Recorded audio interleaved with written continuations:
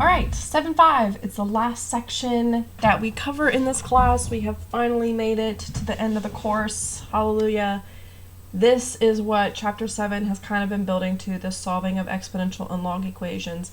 And actually, I will say perhaps more so, we've been building towards the word problems that are at the end of this section.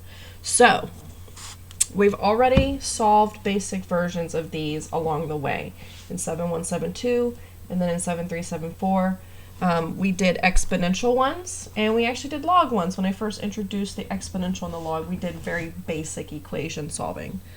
So the exponentials we did before, what we did was we wrote the same, each side to the same base to a different power, and then we equated the powers. So if I had like 2 to the x equals 4, well, 4 is 2 squared, and then I could equate my exponents.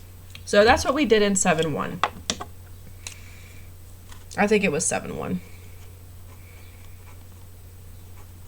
7.1, 7.2, something like this. The logarithms, we did this in 7.3. So we isolated the log, and then we would rewrite it as an exponential and solve the result. That was it.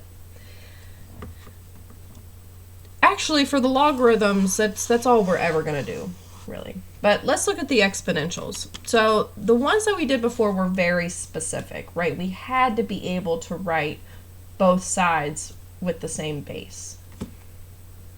So the question, of course, is what do I do if I can't? What do I do if I can't write both sides as some number to a power? Well, if we can't rewrite as the exponential expression to have the same base on each side, the only thing we can do is to take a log of each side. And what I always say is logs liberate exponents. If I want to liberate a variable out of an exponent, I have to take a log. That's the whole reason that logarithms were invented, was so that I could solve those kinds of equations.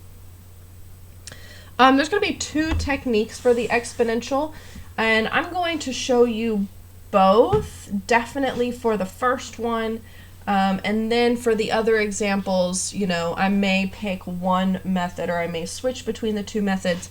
They are both fine to do. The first one is you always use the same log base. So if you just want to write log base 10 and do your whole problem like that, that's fine. You can do that. Or, depending on what your problem is, you can pick different log bases so that it just looks cleaner. It's not any more correct, but it might visually feel better to have that. For the log equations, like I said, the only thing that we're going to have to maybe change in the more complicated examples is we have to use the property of logs to combine logarithms before we can, you know, rewrite it. Just as in 7.3, our goal is still log of something equals number.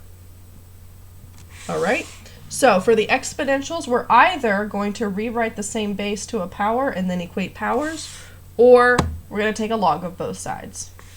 For exponentials, combine logarithms, so it's one log, and then rewrite it as an exponential. So the first couple examples that I do will be for the exponential, and then we'll move on to the logarithm, and then I am going to try and summarize everything for you so that it feels like you kind of got a hold on it.